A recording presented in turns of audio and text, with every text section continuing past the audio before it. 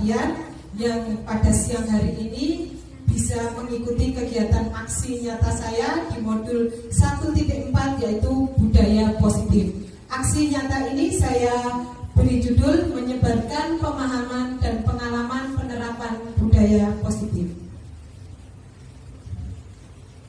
Ada beberapa poin nanti yang akan saya sampaikan, yaitu yang pertama tentang disiplin dan nilai-nilai kebajikan universal, yang kedua perbedaan antara hukuman, konsekuensi, dan restitusi, yang ketiga cara merumuskan keyakinan kelas, yang keempat kebutuhan dasar manusia, yang kelima 5 posisi kontrol kita sebagai guru, dan yang keenam adalah langkah-langkah penerapan segitiga restitusi. Sebelum kita masuk ke materi, karena kita sudah menerapkan kurikulum Merdeka Belajar, mungkin Bu Yuli bisa memandu untuk menyanyikan profil pelajar Pancasila. Profil pelajar Pancasila ini selalu kita gaungkan bagaimana kita menjadikan pendidikan Merdeka Belajar. Oke, Bu Yuli gerakan, mungkin saya yang bernyanyi ya. Bapak Ibu bisa berdiri, ikuti gerakan Bu Yuli. Bu Yuli ada di samping saya. Ya. Belajar Pancasila, beriman dan bertakwa pada Tuhan Yang Esa, dan berakhlak mulia, berkebinekaan global, gotong royong mandiri, kreatif dan bernalar kritis. Bisa ya, sekali lagi dengan gerakan dipimpin oleh Bu Yuli.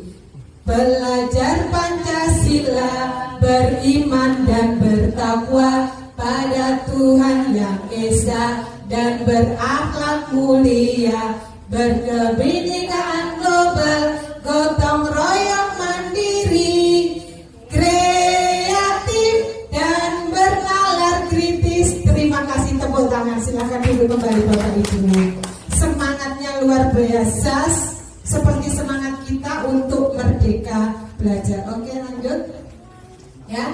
Hari ini saya akan menyampaikan tentang disiplin positif. Ini adalah kedua kalinya kita bertemu dalam suatu forum. Kalau kemarin saya sudah menyampaikan tentang komunitas praktis yang sudah kita rancang, masih menyambung dengan komunitas praktis yang kemarin, yaitu disiplin positif yang tadi sudah disampaikan oleh Pak Nas. Saya kemarin sudah mengambil bagaimana memberikan salam yang benar kepada orang tua dan kepada Bapak Ibu guru. Bapak Ibu, disiplin positif nanti di sini ada makna disiplin, ada teori motivasi, 5 posisi kontrol, dan 5 kebutuhan dasar manusia.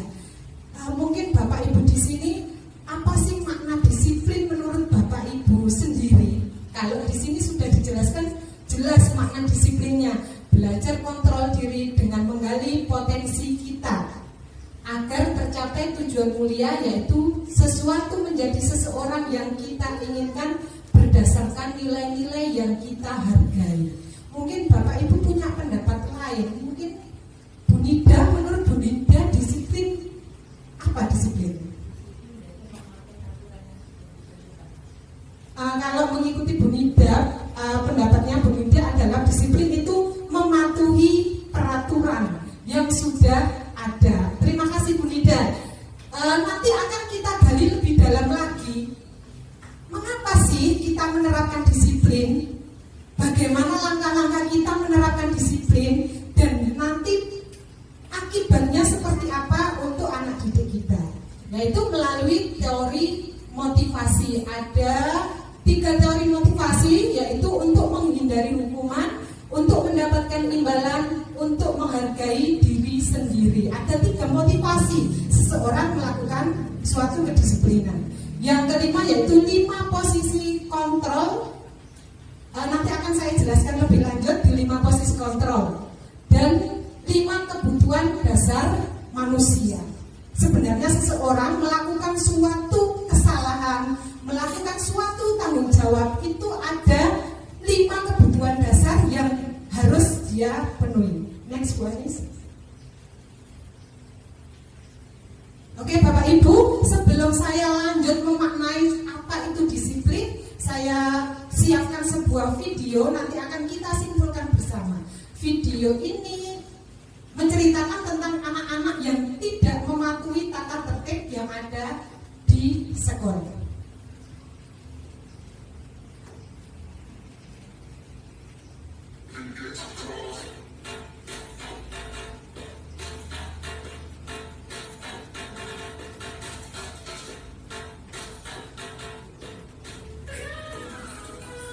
Nah, coba lihat Bapak Ibu, anak bermain HP saat KBM.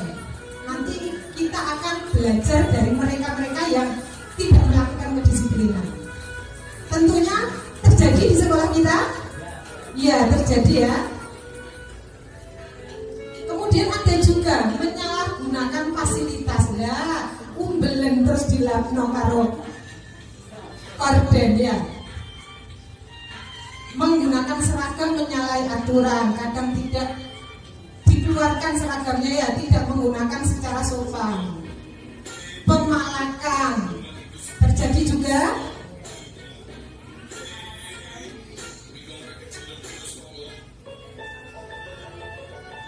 Berikutnya tidak memakai ikat pinggang.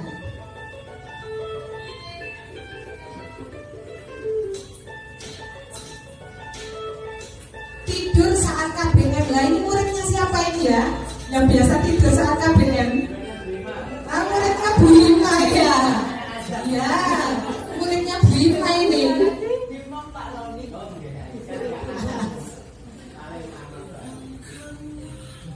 Nah, berikutnya membuang sampah tidak pada tempatnya. Lah ini tidak sesuai dengan sekolah adiwiyata ya. Kita menerapkan sekolah adiwiyata dan masih juga murid-murid kita membuang sampah sembarangan. Sudah Bu Anis? Dilanjut. Nah, Bapak Ibu, itu adalah merupakan cerminan dari beberapa anak yang tidak mematuhi peraturan, berarti dia melanggar sebuah kedisiplinan. Dan aturan itu dilanggar berkali-kali. Nah, sebagai guru, apa kita pernah bertanya, kenapa sih anak ini membuang sampah? Kemarin sudah diingatkan, membuang sampah lagi, diingatkan membuang sampah lagi, sudah diberitahu harus berpakaian lengkap, diingatkan besok tidak berpakaian lengkap lagi, dan itu terulang beberapa kali. Nah ini, apakah makna disiplin? Berasal dari bahasa Latin yaitu disiplina, yang artinya belajar. Disiplin itu belajar. Jadi kita tidak bisa menerapkan suatu disiplin itu sekarang dilaksanakan, harus juga disiplin itu diikuti, tidak bisa. Jadi kedisiplinan itu perlu suatu kontrol, perlu suatu waktu di mana anak harus memulai belajar sedikit demi sedikit. Makna asal dari kata ini berkonotasi dengan disiplin diri dari murid-murid. Socrates dan Plato. Disiplin diri membuat orang menggali potensinya menuju sebuah tujuan apa yang dia hargai. Jadi disiplin itu membentuk siswa mencari jati dirinya. Saya sebenarnya inginnya apa? Itu suatu kedisiplinan. Namun dalam budaya kita, makna kata disiplin telah berubah menjadi sesuatu yang dilakukan seseorang pada orang lain untuk mendapatkan kepatuhan. Kecenderungan umum adalah hubungan kata disiplin dengan ketidaknyamanan. Nah, itu orang Indonesia mengatakan, saya tidak mau disiplin karena tidak nyaman. Saya tidak mau datang tepat waktu, enak datang pas pada jamnya. Nah, itu merasa ketidaknyamanan, bukan dengan apa yang kita hargai atau pencapaian suatu tujuan mulia. Next slide. Nilai-nilai kebajikan universal. Nilai-nilai kebajikan, nah ini kita hubungkan dengan mengapa sih anak itu kok kedisiplinannya itu berkurang dan bahkan tidak dipatuhi lagi, berulang-ulang kali dilakukan. Nah itu dilihat dari nilai-nilai kebajikan universal. adalah sifat-sifat positif manusia yang merupakan tujuan mulia yang ingin dicapai setiap individu. Nilai-nilai tersebut bersifat universal dan lintas bahasa, suku, bangsa, agama maupun latar belakang. Dengan mengaitkan nilai-nilai kebajikan yang diyakini seseorang, maka motivasi intrinsiknya akan terbangun sehingga menggerakkan motivasi dari dalam untuk dapat mencapai tujuan mulia yang diinginkan. Nilai-nilai kebajikan yang ingin dicapai oleh setiap anak Indonesia kita kenal dengan profil pelajar Pancasila. Jadi yang kita gali itu adalah nilai-nilai kebajikannya untuk membentuk anak itu menjadi sebuah anak yang berdisiplin, yaitu mandiri, beriman dan bertakwa kepada Tuhan Yang Maha Esa dan berakhlak mulia, mandiri, bernalar kritis, berkebinekaan global, bergotong royong dan kreatif. Nah, Bapak Ibu di kelas punya tata tertib? Ada ya? Nah, apakah tata tertib itu dipatuhi oleh anak-anak? Lebih banyak dipatuhi apa lebih banyak tidaknya? Ada yang dipatuhi. Yang benar peraturan kelas atau keyakinan kelas? Nah, nanti akan kita gali lagi. Ya, kalau dulu kita mengenal yang namanya peraturan kelas. Coba Bu Kris di kelasnya di kelas 1B ya Bu Kris ya. Peraturan kelasnya yang membuat siapa Bu Kris? Wali kelas dengan anak-anak. Kapan buatnya? Saat tahun pelajaran masuk. Kalau di kelasnya Bu Marni, peraturan kelas yang ditempel siapa yang membuat? Kepala sekolah. Oh ya, ngeprint dikasih Bu Anis ya kemarin ya.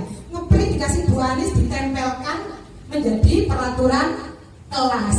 Nah, apa dampaknya bagi anak? Apakah anak memahami peraturan kelas yang sudah menempel di dinding itu? Kira-kira memahami apa enggak anak-anak dengan peraturan kelas itu? Apakah pernah Bu Marmi mensosialisasikan anak-anak ini loh peraturan kelas kita? Saat masuk di kelas, apakah menjadi disiplin positif bagi anak-anak? Kurang atau lebih atau sudah cukup seperti itu saja? Kurang. Apakah menjadi disiplin positif? Masih kurang ya? Nah, keyakinan peraturan kelas itu kita ubah menjadi sebuah keyakinan kelas. Next. Keyakinan kelas adalah salah satu disiplin positif yang bisa kita terapkan dalam membangun budaya positif di sekolah, yaitu suatu kesepakatan yang dibuat oleh murid di suatu kelas tertentu dan diyakini akan memberikan dampak positif bagi mereka. Itu nanti yang akan kita ubah. Sebelum kita terapkan disiplin positif, maka akan awal mula dari disiplin positif itu nanti di keyakinan kelas. Ya, sebelum masuk tahun pelajaran baru, terapkan yang namanya keyakinan kelas. Apa saja itu? Jadi sebuah kesepakatan. Anak-anak kita buat sebuah kesepakatan. Nah, di mana kesepakatan itu anak-anak akan memahami mengapa sih disepakati tidak boleh membuang sampah. Jadi harus disosialisasikan. Kalau kamu membuang sampah akibatnya seperti apa? Seperti itu. Ya, itu namanya keyakinan kelas. Ini contoh-contoh keyakinan kelas. Sebenarnya adalah kalau kepanjang saya jelaskan sedikit tadi. Kesepakatan kelas. Ciri-cirinya surat kesepakatan kelas itu menggunakan kalimat positif. Misalnya, tidak boleh membuang sampah sembarangan. Itu tidak boleh ada di keyakinan kelas. Yang benar bagaimana? Berarti buanglah sampah di tempat sampah. Jadi jangan menggunakan kalimat negatif. Tidak boleh datang terlambat. Berarti kita ubah menjadi datang tepat waktu atau datang masuk kelas 10 menit sebelum pelajaran dimulai.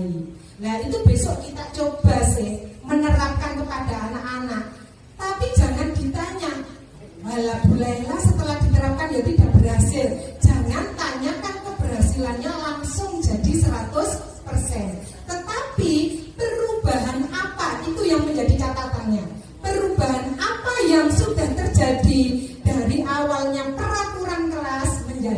kedua, keyakinan kelas. Sanggup Bapak Ibu? Kita mulai semester 2 ya.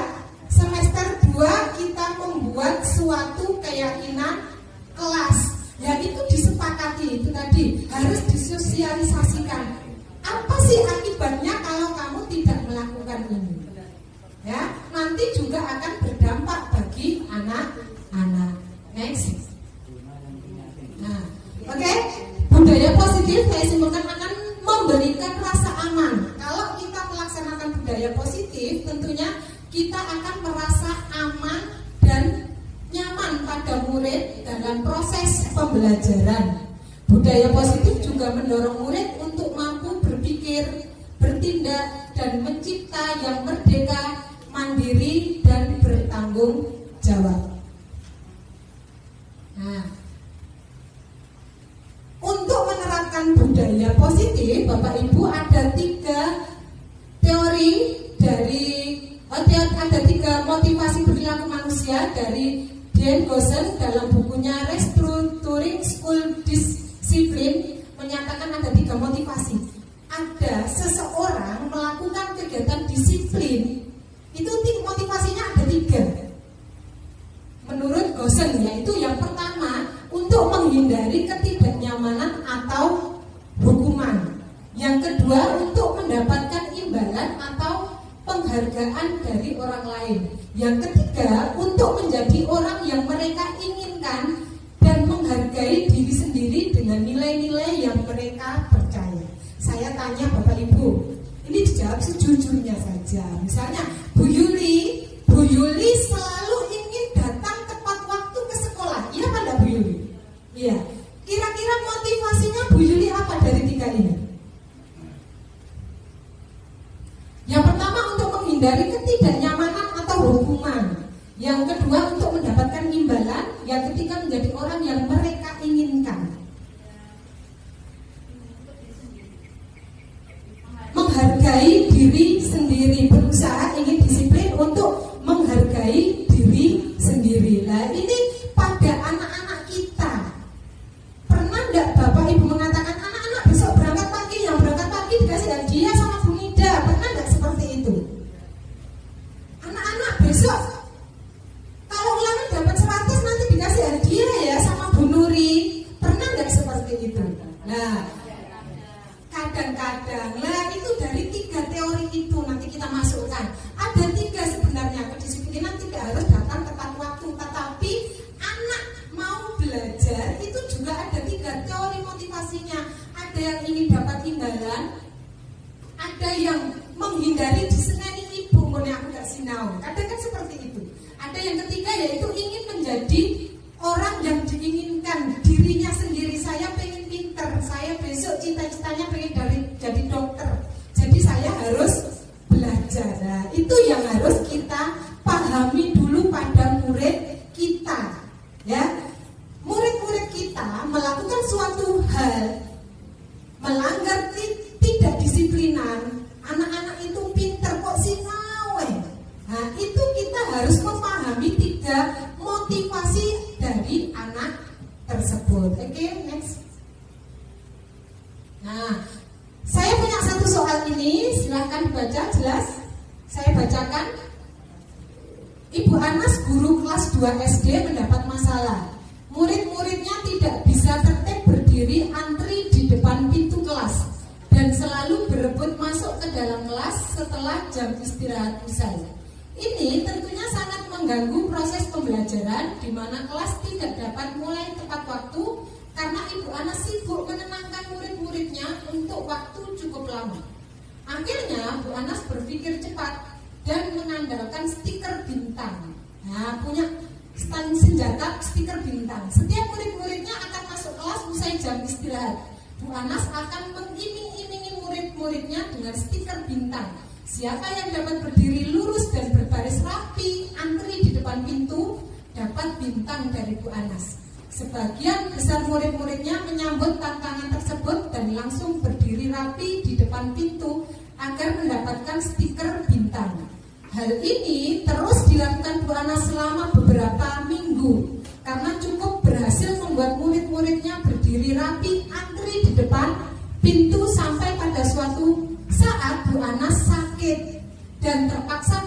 bukan Pak Heru. Pak Heru tidak mengetahui tentang stiker bintang dan benar saja pada saat mau masuk ke kelas usai jam istirahat, murid-murid kelas 2 kembali berebut masuk. Apa yang terjadi dan mengapa? Ya, itu gambaran sedikit tentang Bu Anas yang mengiming-imingi kalau dia nanti barisnya rapi, masuk kelasnya, nanti dapat stiker bintang. Lah, akhirnya 1 minggu tercapailah cita-citanya Bu Anas. Ternyata murid saya pinter ya, disiplin semuanya, masuk kelas rapi. Ketika Bu Anas tidak masuk, digantikan oleh Pak Heru, apa yang terjadi? Ternyata anak-anak tidak melakukan disiplin seperti yang dilakukan 1 minggu yang lalu. Oke, next. Nah, coba saya satu orang, Bu Nuri bisa maju ke depan, Bu Nuri. Menurut Bapak Ibu, apa motivasi murid-murid kelas 2 untuk bersedia? Ini Bu Nuri. Menurut Bu Nuri, kira-kira motivasinya apa anak-anak kelas 2 tadi? Motivasinya anak-anak tadi adalah ingin mendapatkan imbalan agar tidak dimarahi Ibu Anas selaku guru kelas. Berarti termasuk pada motivasinya ingin mendapatkan imbalan, mendapatkan stiker tadi ya. Jadi bukan karena saya ingin disiplin masuk ke kelas. Kita mengatakan 1 minggu Bu Anas bilang anakku loh disiplin kan. Cerita ke teman-temannya, kalau masuk kelas rapi sekali, tapi ternyata ketika tidak ada Bu Anas tidak seperti itu lagi. Kira-kira Bu Yati bisa memberi pendapat, Bu Yati? Kira-kira adakah cara lain agar murid-murid kelas 2 bersedia antri di depan kelas tanpa diberikan penghargaan stiker? Boleh maju ke depan. Nah, Bu Yati ini pengalamannya jauh lebih banyak ya. Bagaimana bisa menenangkan anak kelas 2? Anak kelas 2 yang tidak mau antri ketika masuk ke kelas ya. Menurut Bu Yati bagaimana cara terbaiknya, Bu Yati? Terima kasih. Anak-anak kelas kecil biasanya itu kita beri contoh dulu. Tidak harus selalu hadiah. Bu Nala, begini, anak-anak disiplin itu memang sakit kalau tidak terbiasa. Ya, menyakitkan. Aku disuruh baris terus kencang. Katanya anak-anak, kadang-kadang kakinya nyenggol temannya. Begini, anak-anak, saya pesan pada anak-anak, ada Bu Yati, tidak ada Bu Yati, harus tetap disiplin. Disiplin untuk siapa? Untuk dirinya sendiri. Jadi kita tidak selalu memberikan hadiah, gitu Bu. Ya, jadi kita harus memberi pengertian disiplin. Itu begini anak-anak, kita harus melakukan yang baik.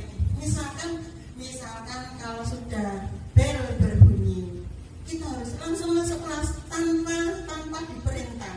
Jadi nanti kalau kita memberi seperti itu, insya Allah anak-anak terbiasa. Tidak harus ada berarti masuk ya. Jadi anak-anak setelah bel berbunyi ini dibiasakan masuk tanpa harus ada hadiah. Terima kasih, sekian. Terima kasih Bu Yati atas pengalaman terbaiknya sebagai guru senior yang sudah bertahun-tahun menjadi guru kelas 1, guru kelas rendah ya. Guru kelas rendah itu super sekali untuk melatih kedisiplinan, perlu ketelatenan juga. Ya, itu yang harus kita lakukan adalah memberikan contoh terbaik. Kalau muridnya saja disuruh masuk, tapi gurunya masih berada di kantor, bagaimana muridnya mau masuk itu ya? Jadi gurunya yang harus memberikan contoh disiplin kepada anak-anak sehingga anak-anaknya mau mengikuti. Oke, lanjut. Oke, perbedaan antara hukuman, konsekuensi, dan restitusi ya. Nanti akan saya tampilkan ada 3 soal. Nah, Bapak Ibu mengidentifikasi dari 3 soal itu, nanti Bapak Ibu akan memahami. Oh, berarti saya memberi konsekuensi. Oh, saya berarti melakukan segitiga restitusi. Ya, coba kita simak 3 soal ini. Yang pertama, Siti mencoret-coret buku Tini. Ibu guru minta Siti segera membersihkan coretan di buku Tini. Tindakan ibu guru tersebut adalah penerapan apa? Hukuman, konsekuensi, restitusi. Hukuman, ada konsekuensi, ada restitusi. Oh, banyak yang belum paham ya. Nanti akan saya jelaskan apa itu restitusi. Kita jawablah menurut Bapak Ibu sendiri aja. Harus membersihkan coretan di buku Tini itu masuk hukuman? Hukuman atau konsekuensi? Oke, kita lihat kita bandingkan dengan soal nomor 2. Eno datang terlambat ke sekolah sekitar 20 menit. Pak Hasan marah sekali karena Eno sudah sering kali terlambat. Tanpa berpikir panjang, Pak Hasan langsung memarahi Eno dan menyuruh berlari keliling lapangan basket selama 10 kali. Tindakan Pak Hasan ini adalah penerapan. Nah, ini kalau sudah jelas, ini merupakan hukuman. Berarti yang pertama tadi adalah konsekuensi. Konsekuensinya kalau anak tidak membuang sampah sembarangan, konsekuensinya apa? Itu hukuman. Ayo, sampahnya diambil dan dimasukkan ke tempat sampah. Itu konsekuensinya harus bagaimana dia tidak mempertanggungjawabkan apa yang kesalahan yang dilakukan. Yang ketiga, bila tidak memakai sandal jepit saat akan ke musola melaksanakan sholat zuhur. Bu Rina memanggil Dila ke kantor dan menanyakan alasan Dila tidak memakai sandal jepit. Bu Rina mengajak berdiskusi Dila bagaimana solusi jika tidak memiliki sandal jepit untuk pergi ke musola. Tindakan Bu Rina tersebut adalah penerapan restitusi. Oh, jadi paham katanya Bu Yati. Oh, itu ya. Kita memahami, kalau saya menjelaskan pengertian nggak akan paham. Kalau kita beri contoh nyata dalam kehidupan sehari-hari, maka belum harus. Bentar ya. Dari 3 itu, menurut Bapak Ibu yang sering dilakukan yang mana? Konsekuensi yang sering dilakukan ya. Ada yang hukuman, wis kadung pegel bulela bolak-balik kok dibaleni tak hukum ya. Hukuman itu ya, sering juga melakukan sebuah hukuman. Lah itulah bentuk ketelatenan kita untuk mendisiplinkan anak. Nah, nantinya akan kita gali lebih jauh, yaitu dengan cara segitiga restitusi ya. Next. Oke, perbedaan antara hukuman, konsekuensi, dan restitusi. Kalau hukuman diberikan bisa berupa fisik maupun psikis dan sifatnya mendadak. Nah, ayo push up, datang terlambat, keluar sana tidak ikut jam pelajaran ke-1, itu namanya hukuman. Kalau konsekuensi sudah terencana dan pelanggar dibuat tidak nyaman untuk melakukan sementara. Itu tadi ya contohnya, kamu harus membersihkan sampah yang kamu buang sembarangan ini. Anak itu pasti akan cemberut. Dilakukan pasti akan cemberut. Mangkel aku karo bulela, dikon ngersiki sampah. Pasti akan seperti itu ya. Disiplin anak itu membersihkan, tapi dengan hati yang tidak ikhlas. Itu melakukannya sementara. Restitusi yaitu memberikan alternatif dari sebuah kesalahan. Memberikan sebuah alternatif. Next, kalau tidak salah video ini.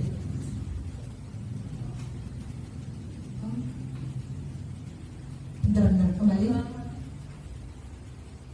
Nah, 5 kebutuhan dasar manusia. Pada hakikatnya 5 kebutuhan dasar manusia, pada dasarnya seseorang melakukan sesuatu hal itu ada dasarnya 5 kebutuhan dasar. Ya, next. Nah, ada soal lagi. Ibu Ambar, guru kelas 2A di SDN Pelita Hati, sedang bingung menghadapi ulas salah satu murid di kelasnya, Doni. Beberapa anak di kelas 2A telah datang padanya dan mengeluh Doni yang seringkali meminta bekal makan siang mereka dengan paksa. Jika Anda menghadapi situasi seperti Ibu Ambar, apa yang akan Anda lakukan? Menurut Anda, kira-kira apa alasan Doni melakukan itu? Di sebuah kelas ada seorang anak, dia selalu minta bekal teman-temannya. Teman-temannya kemudian madul kepada bu gurunya, Bu, Doni itu loh Bu, selalu minta makanan saya. Satu lagi, Bu, aku janji aku sama Doni, makanan itu selalu diambil lah. Ketika Bapak Ibu pada posisi seperti itu, apa yang Bapak Ibu lakukan, Pak Roni? Menurut saya pertama yaitu sempat memberikan dia bekal, maka anak tadi itu minta temannya. Itu yang pertama solusinya ya. Pertama dikasih tahu. Misalkan tidak bisa dikasih tahu, Bapak Ibu guru ini harus siap untuk memberikan misalkan uang misalkan uang 2.000 diberikan ke makanan. Itu mungkin bisa paling tidak itu gurunya juga sedekah ya. Terima kasih Pak Roni. Nah, ini di deskripsi ini setiap hari ya. Setiap hari Doni minta makanan. Gelem tak Pak Roni ngekei duit bendina. Ayo Pak Roni. Nah, mungkin Bapak Ibu guru yang lain ada yang punya pendapat, silakan Bu Nida.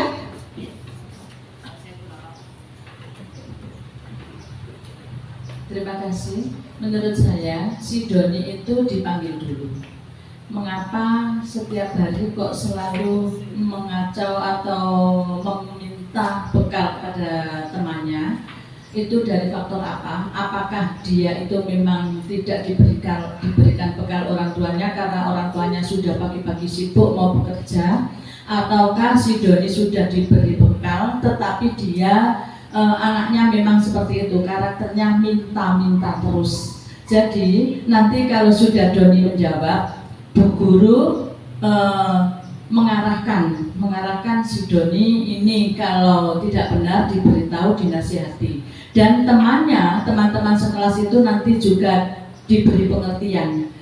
Andaikan si Doni itu memang dari kalangan orang yang tidak mampu atau dari orang tuanya yang sibuk sehingga tidak sampai memberi bekal, nanti teman-temannya diberi pengertian bahwa kita sebagai umat muslim berbagi bekal dengan rasa ikhlas, nanti insya Allah Tuhan akan membalasnya.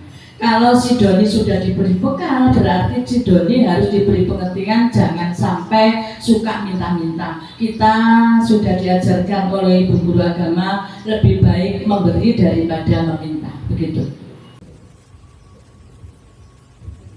Terima kasih Bu Nida, jawaban yang luar biasa sekali ya, bersedekah tadi. Menurut Anda kira-kira apa alasan Doni melakukan hal itu lah? Karena ini kasusnya kita tidak tahu ya sebenarnya ya. Langkah yang pertama dilakukan adalah memanggil Doni. Jangan sampai kamu Bapak Ibu bertanya kepada Doni itu di depan teman-temannya. Kita tanyakan apa alasan Doni alasan Doni meminta-minta bekal kepada temannya. Nah, kalau itu kita tahu juga yang harus kita ketahui adalah tidak hanya Doninya saja. Kita juga bisa bertanya kepada guru sebelumnya, bagaimana sih keadaan Doni ini? Kenapa sih Doni ini kok sering minta-minta? Oh iya, ini Doni ini itu tidak punya ayah, ibunya kerja sendiri. Kalau makan itu suka diberi tetangga, misalnya seperti itu. Nah, kita gali apa dari penyebab dari Doni untuk melakukan kegiatan itu. Menurut Anda kira-kira apa ya alasan Doni? Kok minta-minta? Dablek ya, ada yang dablek, ada yang karena memang benar-benar pengen makan. Ayo, pengen makan tidak punya uang saku, tidak diberi bekal sama ibunya. Oke, next. Nah, pada dasarnya ada 5 dasar kebutuhan manusia. Seseorang melakukan suatu aktivitas itu bisa positif, bisa negatif, dan itu pasti dilakukan oleh semua orang, ya. Bisa aktivitas positif atau negatif. Itu didasari 5 dasar kebutuhan manusia. Yang pertama adalah ingin bertahan hidup. Yang kedua, karena butuh kasih sayang dan rasa diterima. Yang ketiga, penguasaan. Yang keempat, kebebasan. Yang kelima, kesenangan. Kadang-kadang ada seorang anak itu ngetutno guru lah, ini muridnya siapa ini? Muridnya Bu Kris. Kira-kira kebutuhan dasar apa yang dia butuhkan? Kasih sayang. Ya itu perlu kita gali. Kenapa sih anak ini kok butuh kasih sayang dari gurunya? Nah, ada yang ketika belajar di kelas selalu klotekan. Kok pelajaran kok gak tahu ngerungokno guru nih. Lah, kebutuhan dasar si anak itu yang perlu kita pahami. Anak ini itu butuh apa sih? Nah, kira-kira arek gak gelem ngerungokno klotekan. Nah, kira-kira kebutuhan dasar apa yang perlu kita gali? Yang ada pada dirinya. Kebebasan, kesenangan. Berarti anak itu boring katanya. Ya, boring, tidak senang dengan pelajarannya. Lah, bagaimana kita bisa menyenangkan anak belajar senang itu bagaimana? Jangan hanya menyalahkan anak itu bodoh, anak itu gak mau mendengarkan. Tapi dengarkanlah isi hati mereka. Pahami 5 kebutuhan dasar pada manusia. Makanya ketika di kelas kemarin kita ada yang namanya penilaian diferensiasi kalau nggak salah ya. Itu untuk menilai kemampuan anak, kebutuhan anak itu bagaimana. Nanti akan kita mengkelompokkan sendiri-sendiri karena satu kelas itu tidak mungkin punya kemampuan dan kebutuhan yang sama. Anak kita saja dari ibu dan ayah punya anak 3, apakah sama 3 anak itu? Tidak. Apalagi anak yang ayah dan ibunya berbeda.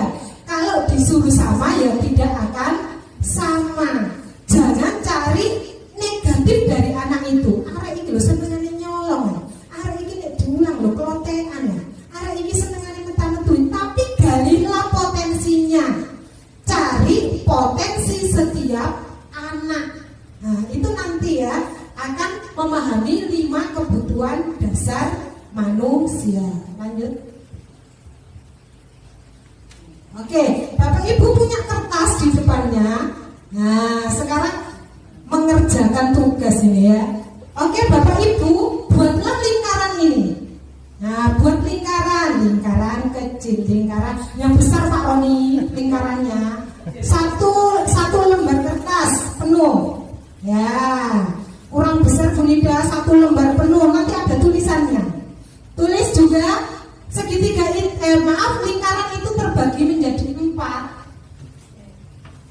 Ya, kayak yang ada di papan, biar tidak ngantuk ya, disuruh menggambar. Kemudian tuliskan diterima sayang di sebelah sana. Terus yang sini bisa, yang sebelah sini ada bebas, ada senang. Kemudian di dalam lingkaran itu Bapak Ibu tuliskan apa bolehkah yang ditulis? Bisa menuliskan nama benda, bisa tuliskan nama orang, bisa tuliskan perilaku yang ada di sebelah sini ya. Berarti diterima sayang. Saya merasa disayang. Oh, karena saya punya kucing, tuliskan kucing. Oh, tuliskan nama suami atau istri, boleh. Saya merasa bisa jika apa? Oh, saya tuliskan kata bolpen, nanti bisa menjelaskan kenapa bolpen. Oh, saya bisa menulis buku dengan leluasa ketika ada ballpoint misalnya gitu.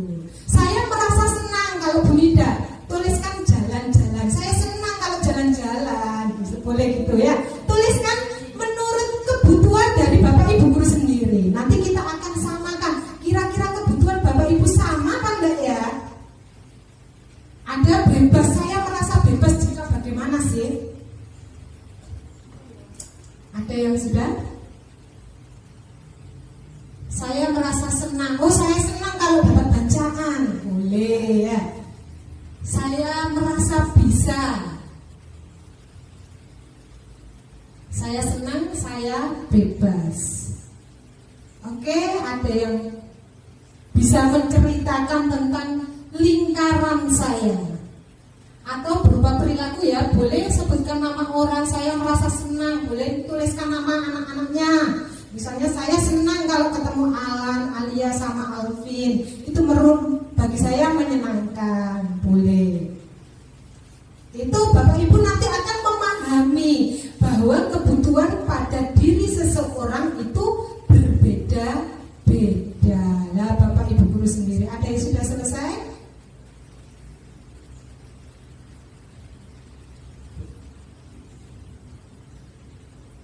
Ya, Bu Yuli senang kalau TPP-nya cair. Ya, senang, boleh tuliskan TPP cair, senang. Oke. Ada ya? Bisa maju Bu Yuli?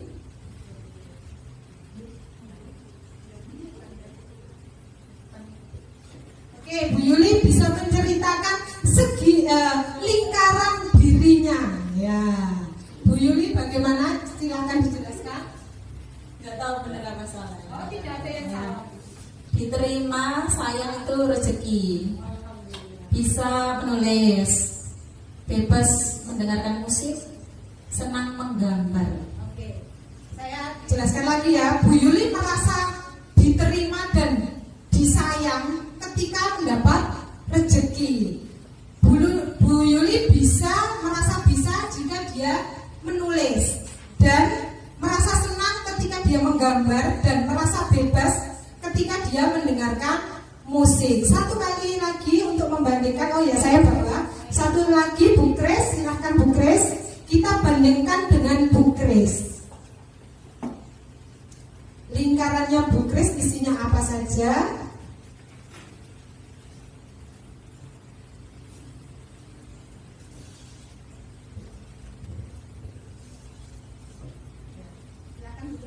Yang diterima disayang kalau ketemu sama anak, saya sama anak ya, bisa membaca, jadi kita bisa mencari pengetahuan. Senang kalau mendapat hadiah. Kemudian untuk bebas itu mempunyai uang, jadi bebas untuk berbelanja, bebas terus saja. Terima kasih. Iya, iya apa Bu Yati? Saya di sini aja. Ya, oke. Bu Yati ingin mengeluarkan isi hatinya. Ya. Bu Yati merasa disayang bagaimana Bu Yati? Merasa diterima dengan anak-anakku. Oh iya, anak berarti katanya.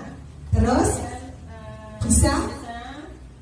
Saya bisa membuat anak-anak didikku bisa baca semuanya. Oh, saya juga Bu Yati ya. Nah, itu gambaran kita ya. Gambaran kita kalau kita buat sebuah lingkaran seperti ini, diterima saya bisa bebas senang, mereka akan muncul punya pendapat sendiri.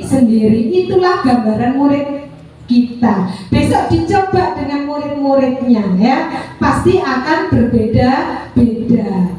Yang merasa kebutuhan murid-murid itu berbeda, tidak mungkin kita paksa untuk semua mengikuti apa yang kita inginkan. Lanjut Bu Anis.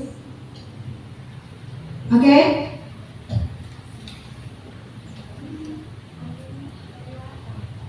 Oke, ada 5 posisi kontrol menurut Dian Gosen, yaitu penghukum, pembuat merasa bersalah, ada sebagai teman, ada sebagai manajer. Nah, ketika kita melakukan menangani anak yang nakal, tentunya setiap hari kita lakukan. Pada dasarnya ada 5 posisi kontrol, ya.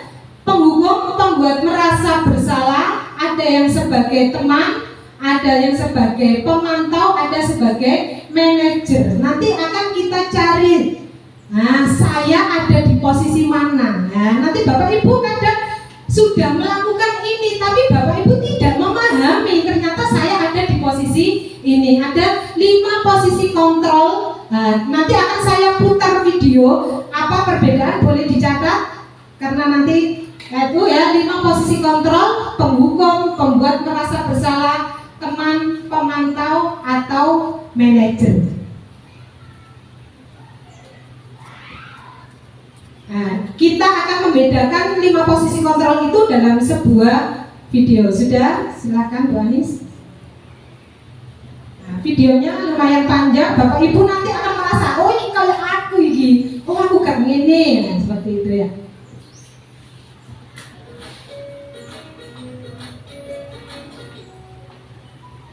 Salam bahagia Ibu dan Bapak Guru hebat. Dalam penerapan disiplin positif restitusi, salah satu program yang dikembangkan adalah 5 posisi kontrol. 5 posisi kontrol dalam restitusi adalah proses perjalanan seorang pendidik agar dapat mengenali dirinya. Pada video kali ini, kita akan membahas tentang 5 posisi kontrol yang dikembangkan oleh Diane Dawson dan contoh penerapannya.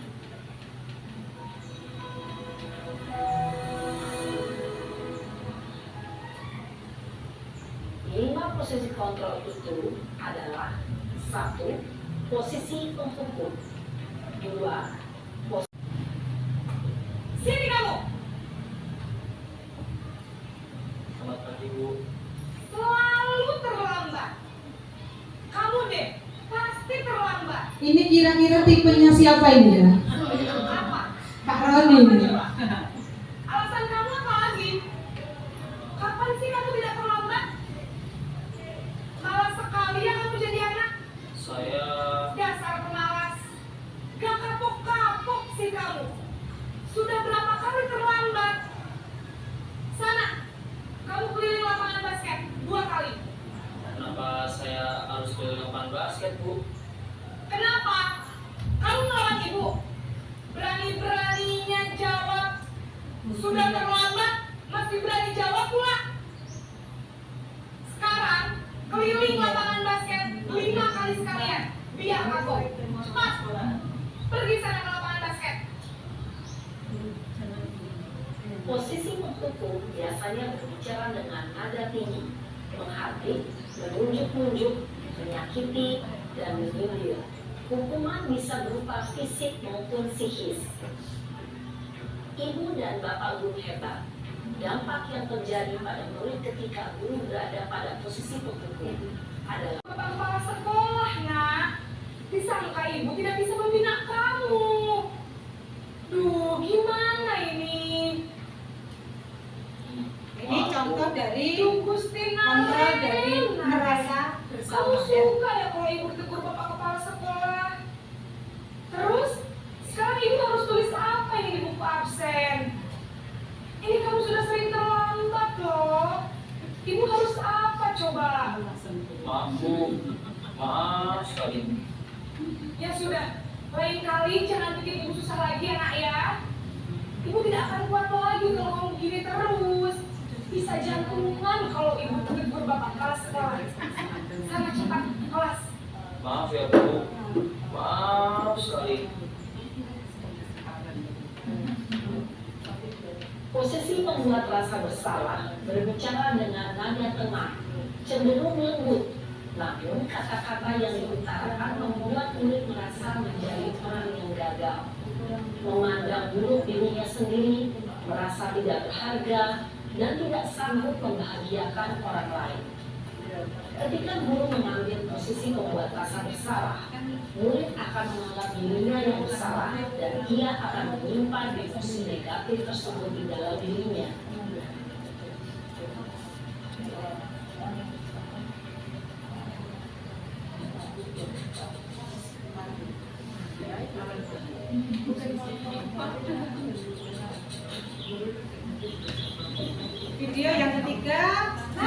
sebagai posisi teman ya.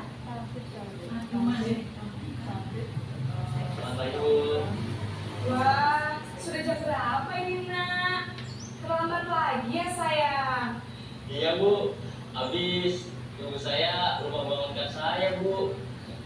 Kamu malah menyalahkan ibu kamu. Kamu bukannya anak yang larinya paling kencang.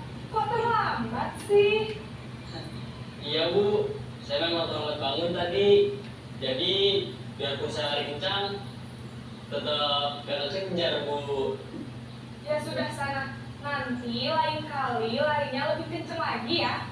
Biar gak terlambat lagi. Bikin seneng ibu. Demi ibu. Bisa kan? Bisa lah Bu. Ya sudah sana masuk kelas. Ibu beresin urusan absen kamu. Kamu ini ada-ada saja. Dalam posisi teman, guru berbicara dengan nada suara ramah, akrab, cenderung bersenda gurau untuk menjaga suasana tetap santai. Murid akan merasa senang, aman, dan akrab dengan guru. Identitas yang tercipta adalah identitas sukses atau berhasil. Namun, perlu diingat, karena ini masih dorongan eksternal, maka ada faktor ketergantungan dari murid kepada orang tertentu. Di sini, guru absennya, sehingga di lain waktu, murid bisa berperilaku baik, namun hanya kepada orang-orang tertentu saja.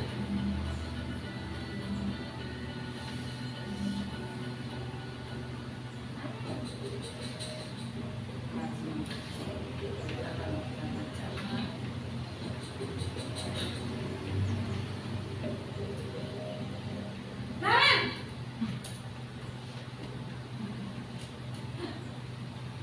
Selamat pagi Bu. Naren, apa peraturan sekolah kita tentang jam berapa kita harus masuk sekolah, nak? Kita harus di sekolah jam 7 Bu. Iya betul, sekarang sudah jam 7.20. Naren sudah tahu konsekuensinya jika terlambat hadir. Paham Bu, saya harus tinggal kelas pas jam istirahat selama 20 menit. Iya benar, konsekuensinya demikian. Jadi nanti jam 9.30 pas istirahat, kamu harus tinggal di kelas, kerjakan tugas tambahan untuk ketertinggalan kamu, ya? Baik Bu. Posisi pemantau mengandalkan penghitungan atau data untuk mengontrol murid. Guru mengarahkan murid berdasarkan peraturan dan konsekuensi. Seorang pemantau menunjukkan bahasa tubuh dan ekspresi wajah yang datar dan cenderung formal.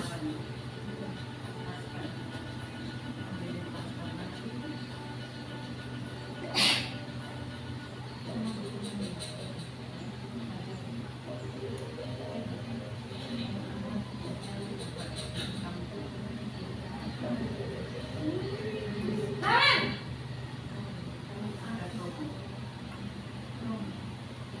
Selamat pagi Bu. Selamat pagi, Naren. Maaf Bu, saya terlambat. Iya, sekolah masuknya jam 7, sekarang sudah jam 6. Nah, ini merupakan penerapan dari segitiga restitusi yang video yang kelima ini ya. Baiklah, menurut kamu, keyakinan sekolah yang mana yang perlu kamu tingkatkan? Menghargai diri sendiri dan Jadi ketika ada murid melanggar, menanyakan keyakinannya dulu. Saling menghormati tersebut. Iya Bu, saya meyakininya. Apakah kalian bersedia memperbaiki masalah keterlambatan? Dan menanyakan Iya Bu. apa yang harus memperbaiki masalah bisa dilakukan oleh Naren. Saya akan coba untuk tidak lupa menyetel alarm saya Bu. Baik, kalau kalian lupa menyetel alarm di rumah, ada orang yang kira-kira bisa bantu mengingatkan tidak? Ada Bu, kata saya, Kak Emma. Ada lagi selain Kak Emma? Selain Kak Emma, ada ibu saya. Baik, jadi yang mengingatkan Naren adalah Kak Emma dan ibu kamu ya. Kira-kira akan mulai set alarm kapan nih Naren? Setelah pulang sekolah, akan segera saya lakukan. Baik, jadi Naren akan setel alarm untuk bangun besok pagi dan akan diingatkan oleh kakak dan ibunda Naren ya. Ada lagi yang mungkin perlu dilakukan Naren? agar tidak terlambat bangun lagi. Tidak ada, Bu. Baik, Naren. Terima kasih untuk kerjasama kamu. Sekarang kamu perlu kembali ke kelas untuk belajar. Baik, Bu. Terima kasih. Posisi manajer adalah posisi kontrol yang disarankan untuk membimbing murid memiliki sikap disiplin yang positif, yaitu murid yang mandiri, bertanggung jawab, dan dapat memecahkan masalah. Tujuan dari posisi ini adalah agar murid dapat berefleksi atas tindakannya. Guru akan dengan tulus memberikan pertanyaan-pertanyaan bermakna, sehingga membuat murid dapat belajar dari kesalahannya dan mencari sebuah solusi untuk menyelesaikannya. Ibu dan Bapak guru hebat, setelah mengamati adegan kelima posisi kontrol tadi, kira-kira posisi mana yang paling ideal? Posisi mana yang dapat menunjang motivasi intrinsik? Oke, Bapak Ibu, dari 5 posisi kontrol itu, Bapak Ibu berada di posisi mana? Nah, menurut Bu Nida berada di posisi mana? Apakah sebagai penghukum, atau pembuat rasa bersalah, atau sebagai teman, atau sebagai pemantau, dan yang terakhir adalah sebagai manajer. Menurut Bu Nida, saya biasanya berada di posisi kontrol mana? Sementara yang saya lakukan karena belum mengenal 5 posisi kontrol ini, belum memahaminya. Iya. Sementara yang Di saya posisi? lakukan adalah di posisi 1.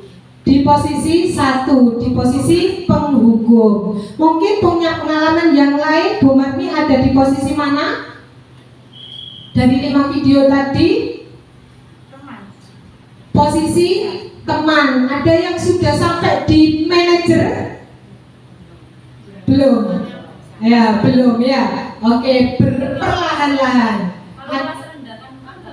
Ada di posisi belum bisa ya. Ada di posisi teman ya. 5 posisi kontrol kita sebagai guru dalam memahami kedisiplinan anak, yaitu sebagai penghukum, pembuat merasa bersalah, teman, pemantau, dan manajer. Oke, lanjut Bu Anis. Ya, perbedaan dari 5 posisi kontrol itu dari cara berbicaranya, kemudian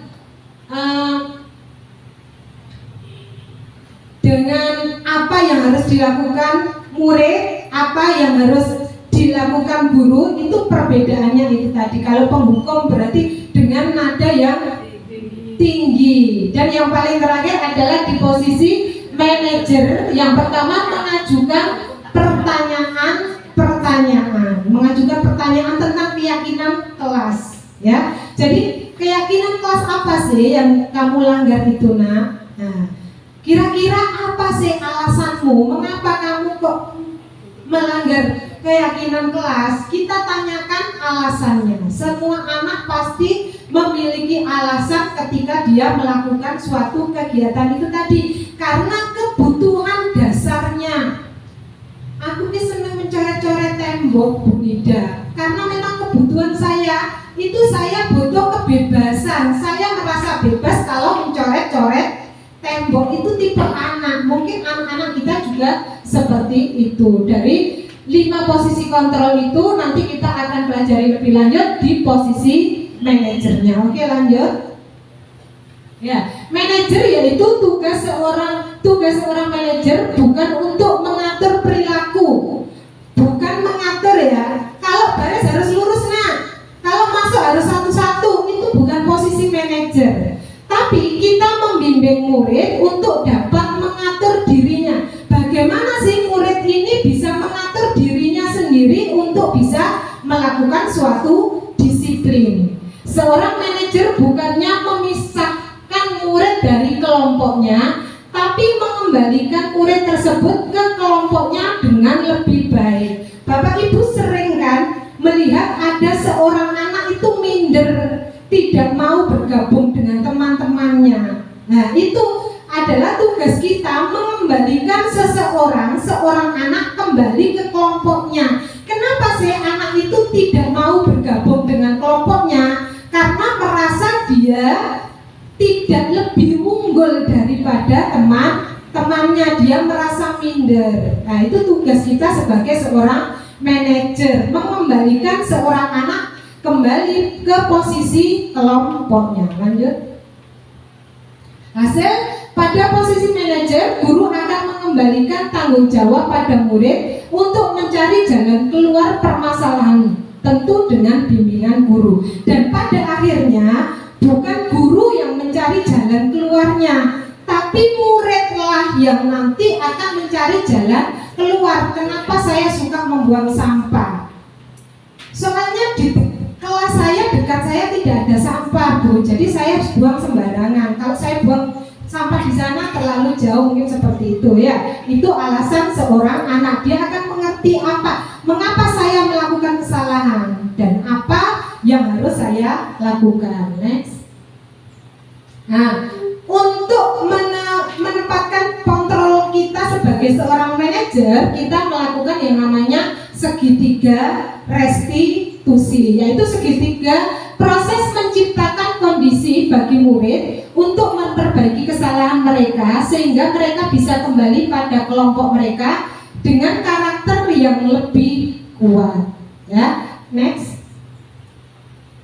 Nah, ini penerapan. Ada 3 langkah yang harus kita lakukan dalam menerapkan segitiga restitusi. Yang pertama adalah menstabilkan identitas. Kamu kenapa terlambat? Maaf, bukan seperti itu ya. Diana, kamu kenapa terlambat? Saya itu, Bu, bangunnya kesiangan. Kira-kira kamu terlambat sendiri apa tidak? Tidak, Bu, ada teman lain. Nah, kamu tidak perlu takut karena kamu tidak terlambat sendiri. Semua manusia punya kesalahan. Bu Laila juga punya salah. Kamu tidak perlu takut untuk menghadapi kesalahanmu. Itu namanya menstabilkan. Karena anak yang melanggar peraturan dan ketahuan, pasti dia akan merasa takut dirinya sendiri. Tugasnya seorang manajer adalah menstabilkan identitas. Yang kedua adalah memvalidasi tindakan yang salah. Mengapa kamu bangun kesiangan? Ditanyakan. Kira-kira supaya kamu tidak bangun kesiangan, apa langkah yang harus kamu lakukan? Itu validasi tindakan yang salah. Kemudian yang ketiga adalah menanyakan keyakinan. Nah, kamu ingin memperbaiki kesalahanmu, tindakanmu seperti apa, keyakinanmu untuk bisa lebih baik, menjadi anak yang lebih baik seperti apa? Next. Nah, ini contoh penerapan segitiga restitusi yang sudah saya lakukan. Oke, diputar.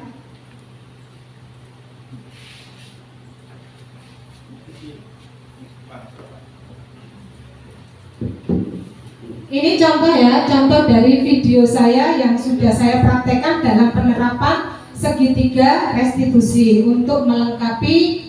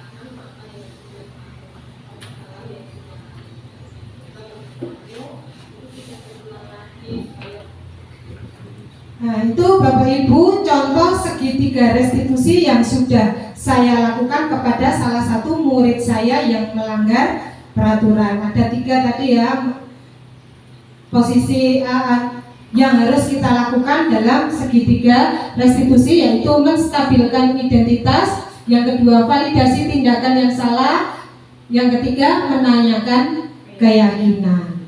Nanti Bapak Ibu juga akan harus mempraktekkan bagaimana menggunakan segitiga restitusi dan nantinya dampaknya seperti apa. Sekali lagi, dampak itu tidak bisa kita lihat langsung, tetapi perlahan-lahan dampak itu nanti akan menjadikan sebuah budaya positif yang ada di sekolah. Nah, selain konsep-konsep yang disampaikan dalam modul ini, ada hal-hal yang penting yang diterapkan dalam menciptakan budaya positif baik di lingkungan kelas maupun sekolah. Nah, dalam menerapkan budaya positif tentunya bukan kreativitas atau kita menuntun anaknya saja, tapi gurunya harus berpartisipasi. Misalnya yaitu kerjasama warga sekolah yang baik, harus adanya kerja sama, dimulai dari tadi yaitu di kelas ada keyakinan kelas. Keyakinan kelas itu nantinya akan tumbuh menjadi budaya positif yang ada di sekolah. Yang kedua, memberikan keteladanan dan tuntunan yang baik. Yang ketiga, melakukan proses pembelajaran dan pembiasaan agar terwujudnya budaya positif. Nah, Bapak Ibu, sebenarnya masih ada video renungan untuk kita. Bagus sebenarnya video ini, tapi karena waktunya tidak memungkinkan, karena videonya 20 menit durasinya. Jadi saya akhiri di situ.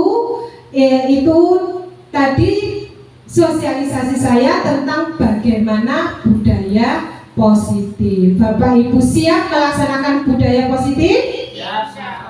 Semangat pagi, pagi, pagi, pagi, Lamongan menggila. Terima kasih Bapak Ibu atas kehadirannya di sini.